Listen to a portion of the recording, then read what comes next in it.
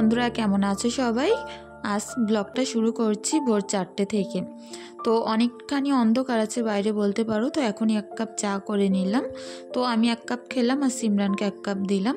সিমরানের যেহেতু পরীক্ষা ছিল আর অনেক ভোর ভোর ওদের পরীক্ষা শুরু হয়, স্কুলের গাড়িও চলে আসে, ওই কারণে অনেকখানি ভোরবেলা ঘুম থেকে উঠেই না আগে সিমরানকে পড়তে বসালাম, পড়াগুলো কমপ্লিট করে গাড়িতে তুলে তারপরেই ঘরের কাজে হাত দিলাম। তো বেডশিটটা যেহেতু 3-4 দিন মতো পাতা ছিল, তো ওই কারণে একটু নোংরা লাগছে। আর যেহেতু বর্ষাকাল বলে কথা, আমাদের উঠোনে কিন্তু চারিদিকে পানি উঠে আছে।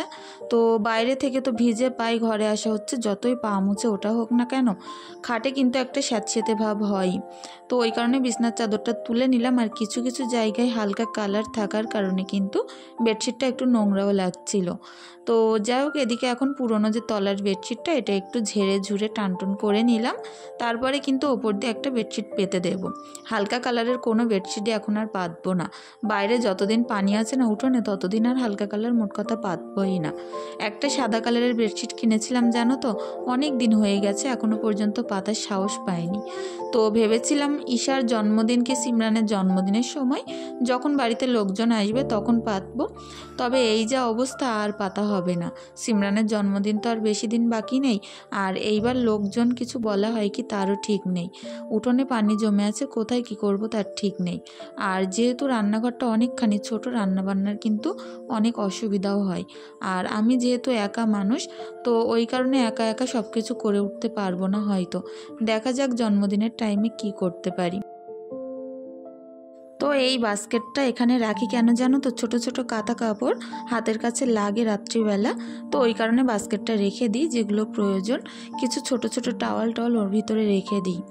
তো এদিকে খাটে 2টো বালিশ রাখলাম, একটা যে ছোট্ট একটা বালিশ বানিয়েছিলাম, তো কুশন বালিশ সেটাও রাখলাম। রেখে খাটটা কিন্তু এরকমভাবে গুছিয়ে নিলাম, দেখতে না বেশ ভালো লাগছে। তো ঘরে দেখবে বেডশিটটা যদি চেঞ্জ করা হয় আর বিছনাটা যদি টান টান সুন্দর গোছানো থাকে, ঘরের পুরো চারিদিকটা নোংরা থাকলেও কিন্তু অতটা মনে হয় না। খাটটা সুন্দর পরিষ্কার থাকলে ঘর পরিষ্কার মনে হয়। এদিকে দেখো গামলার ভিতরে কিছুটা নোংরা কাঁথা কাপড় রেখে দিচ্ছি, বেডশিটটাও রাখলাম। এগুলো দেখি সময় সুযোগ বুঝে কেচে নেব। তো আজকে কাচতে পারি কি তার ঠিক নেই, কারণ আমার সিঁড়ির ঘরের ওপরটাও না আজ একটু পরিষ্কার করে নেব। তো ওটা পরিষ্কার করতে গেলে আজকে আর কাচাকুচি হবে না, যেহেতু বাইরে ঝমঝমিয়ে বৃষ্টি হচ্ছে, ওই কারণে কেচে দিলে কোথায় মেলবো তার ঠিক ঠিকানা নেই। বড় রান্নাঘরে সমস্ত রান্নাঘর জামা কাপড়, আর মেলার কোনো জায়গা নেই। আর কাল যেগুলো মেশিনে কেচেছিলাম সেগুলো একটু বাইরে দিয়েছিলাম, আবার কিন্তু খাটের স্ট্যান্ডে মেলে রেখেছিলাম, তো ওগুলো একটু নরম নরম আছে। তো এখানে দেখো আমার একটা ঘর কিন্তু গুছিয়ে ঝাড়ু দেওয়া কমপ্লিট হয়ে গেল তোমাদের সাথে গল্প করতে করতে। এখন চলে যাব পাশের রুমটায়। তো ওই রুমটাও একটু পরিষ্কার করব। ওই রুমে না ঈশা বসে বসে খেলা করছে, কি জানি কি অবস্থা করেছে। এ ঘরে তো আমি অনেকক্ষণ কাটিয়ে দিলাম, এখন এই ঘরে এসে দেখছি এই অবস্থা। আমি যখন এক ঘরে কাজ করি না, এক লাগাতার কাজ করে পুরো বেরিয়ে আসি, ওই কারণে কিন্তু বাচ্চা কাচ্চা থাকলে একটু সমস্যা হয়। ওর জন্য ঈশাকে আমি পাশের ঘরে বসিয়ে খেলা দিয়ে আমি পাশের ঘরে কাজ করি। তো এদিকে এখন দেখো খাটের ওপরে যে সকল জিনিসপত্র ছড়িয়ে ছিটিয়ে ছিল সেগুলো একে একে টেবিলের উপরে গুছিয়ে রেখে দেব। এই জায়গাটায় না হাত একটু কম পড়ে। এগুলো আগে ড্রেসিং টেবিলের সামনে রাখতাম, এখন ড্রেসিং টেবিলের সামনেটা না পুরোটাই ফাঁকা করে দিয়েছি। কোনো রকম ক্রিম বলো, শ্যাম্পু যাই কিছু রাখতাম এখন আর কিছুই রাখি না। বডি লোশনগুলো যে কী হারে নষ্ট করেছে ঈশা, তো ওই কারণে আর রাখার সাহস পাই না। একমাত্র শোকেজের ওপরে রাখি, আর টেবিলের ওপরে খুব কম জিনিসপত্র রাখি এই ঘরে। তো বেডশিটটাও বেশ অগোছালো হয়েছিল, তো সেটাও একটু টান টান করে নিয়ে প্রত্যেকটা জিনিস জায়গা মতো কিন্তু গুছিয়ে রাখবো। তো দেখবে ঘরবাড়ি একটু যদি জায়গা মতো জিনিসপত্র গুছিয়ে রাখা যায়, সেটা ভাঙাচোরা ঘর হোক আর ভালো ঘরই হোক, দেখতে কিন্তু বেশ ভালো লাগে।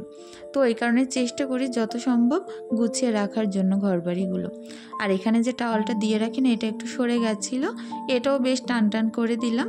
আর বেশ কিছুটা জামা কাপড় এখন বসে বসে ভাঁজ করে নিলাম। তো এগুলোই এখন আলনায় রেখে দেব। আলনাটা না পুরো ফাঁকা হয়ে গেছে। ঈশা সিমরানের জামা কাপড় যেহেতু থাকায় রাখছি, আর হাজব্যান্ডেরগুলো হ্যাঙ্গারে রাখি, তো আমারগুলোই একমাত্র আলনায় থাকে। হাজব্যান্ডের আর সিমরানের খুব কমই থাকে আলনায়। তো এদিকে আমার মোটামুটি আলনাটাও গোছানো শেষ। এখন দেখি ঘরটা সুন্দর করে ঝাড়ু দিয়ে কমপ্লিট করে নিলে হয়ে যাবে। তো কিছুটা বাসনপত্র আমার মাজার আছে, সেগুলো দেখি মেজে নেব। তো আজ ভিতর থেকেই মাজবো, পুকুরে যাব না। প্রচণ্ড পরিমাণে উঠোনে পানি, আর পানিগুলো না এতটাই নোংরা যে সেখানে নামলে পা চুলকানোর ভয় আছে। ওই কারণে আর বাইরে যেতে পারছি না।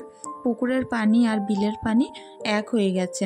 তো কিছুদিন যেতে যেতে আবার পানিটা নেমে গেলে তখন কিন্তু সব ঠিক হয়ে যাবে। এখন যে কদিন পানি উপরে উঠে আছে সেই কটা দিন আর পুকুরে যাব না। তো সকালবেলা হাজব্যান্ডকে বলছিলাম অনেকখানি পানি যেহেতু উঠোনে উঠে গেছে, তো বিল থেকে মাছ এখন কিন্তু সুন্দর ধরা যাবে। আর এত পরিমাণে পুকুরে মাছ গাবাচ্ছে আমাদের বিলে, তো সেটা কি বলবো, সবগুলো আমাদের ছাড়া মাছই বলতে পারো। শুধু চ্যাং, শোল, কই এসব মাছ তো আর ছাড়া হয় না, এগুলো কিন্তু আপনিতেই প্রত্যেক বছর হয়। তেলাপিয়া মাছটাও দুটো একটা থাকে, কিন্তু প্রত্যেক বছরে পুরো বিল পুরো তেলাপিয়া মাছে ছেয়ে যায়, এত পরিমাণে বাচ্চা তোলে। এবার দেখা যাক কি হয়। তবে কিছু কিছু বছর এরকমও হয়েছে যে কিছু কিছু মাছ আছে যেরকম রূপচাঁদা বলো, পাঙাশ ট্যাংরা বলো, চিতল বলো, এরকম ধরনের মাছ ছাড়ার পরে না আর পুঁটি মাছ বলো কি তেলাপিয়া মাছ এগুলো আর হয় না।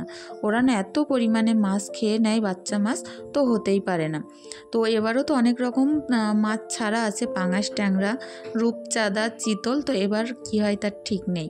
তেলাপিয়া মাছটা হয় কি, এখনো পর্যন্ত না ভালোই তেলাপিয়া মাছ দেখা যাচ্ছে। তো আজ দেখে একটু ছিপ ফেলার চিন্তা আছে।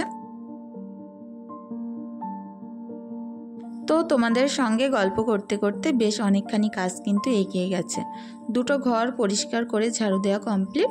এখন বারান্দাটা ঝাড়ু দিয়ে নেব। তো বারান্দায় দেখতে পাচ্ছ কতখানি নোংরা হয়েছে।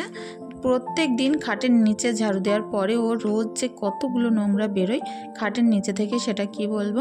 আমি কিন্তু খাটের নিচে কোনো জিনিসপত্র গুছিয়ে রাখি না, কারণ খাটের নিচে দেখবে কোনো জিনিসপত্র যদি রাখা হয় তাকে কেন্দ্র করে আশেপাশে যে এত ধুলো নোংরা ঝুল হয়, ওই কারণে খাটের নিচে আমি পুরো ফাঁকাই রাখি, তবুও নোংরা হয়। এদিকে এখন কিন্তু বেলা 12টা বাজে।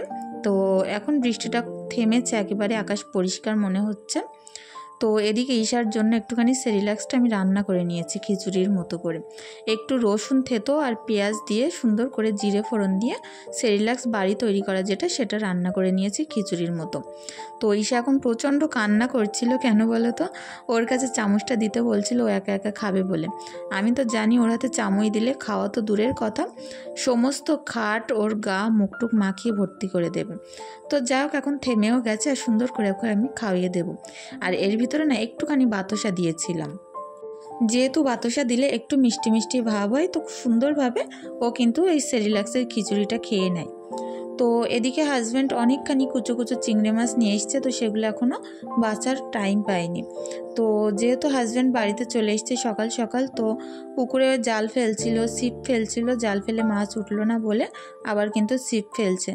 তো ওখানে দেখছিলাম আর টুকটাক করে সংসারের কাজ করছিলাম।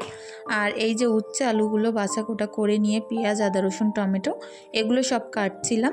তো ওদিকে এখন হাজব্যান্ড ছিপ ফেলছে আর এদিকে কিন্তু আমি আমার কাজগুলো করছি। তো যাও উচ্ছে আলুটা ভাজা হোক, আর এদিকে কিছুটা মাছ আমি রেখে দিলাম, ওগুলো ফ্রিজের চারাপোনা মাছ আছে, ওগুলো আজ করবো না। তো ঈশার জন্য এক পিসি পোনা মাছ করব, আর এদিকে অনেকগুলো ছোট্ট ছোট্ট চিংড়ি মাছ, এইগুলো কিন্তু ঝোল করব। হাজব্যান্ড যেহেতু চিংড়ি মাছ খেতে অনেক ভালোবাসে, ওই কারণে কিন্তু সবগুলো মাছ আমি একসঙ্গে রান্না করে নেব। আমি না চিংড়ি মাছের গন্ধটাই নিতে পারি না, যত ভালো করে রান্না হোক না কেন। আমি হয়তো রান্না করে দিই কিন্তু খেতে পারি না, কি জানি কি আমার অসুবিধা হয়।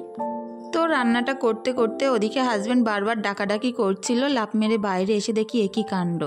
তো পুকুর থেকে একটা বড় সাইজের রূপচাঁদা ধরেছে। এটা আমাদের কাছে বড়, কারণ কিছুদিন আগে আমরা ছোট ছোট বাচ্চা মাছ ছেড়েছিলাম, এটা এখন অনেকটাই বড় হয়ে গেছে।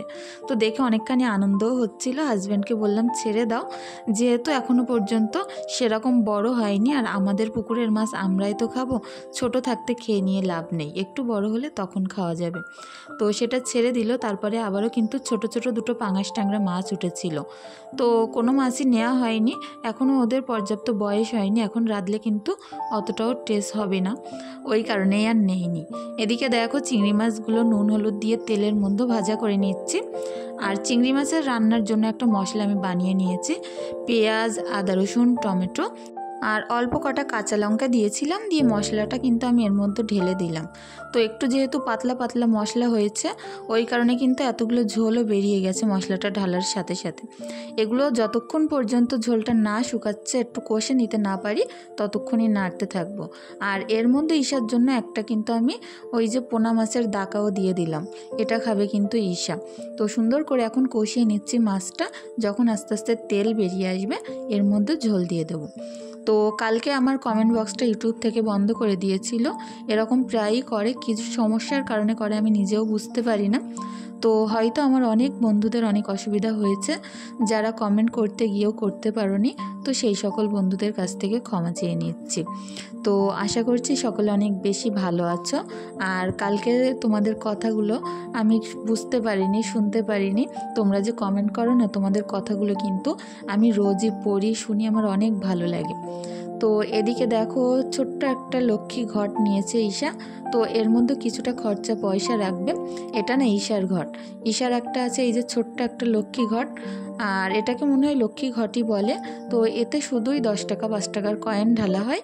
আর ওখানে যে দুটো দেখতে পাচ্ছ পিগি ব্যাংক, তো ওখানে একটা আমার আর একটা সিমরানের। তো একটাতে নোট রাখা হয়, সিমরান ছোট ছোট নোট যেমন 10 টাকা 20 টাকা এরকম রাখে, আর আমারটায় 50 টাকা 100 টাকা 200 টাকা এরকম নোট ফেলা হয়। তো যাই হোক, সংসারে হাজার খরচার পাশাপাশিও চেষ্টা করি সামান্য করে সংরক্ষণ করার জন্য, সঞ্চয় করার জন্য।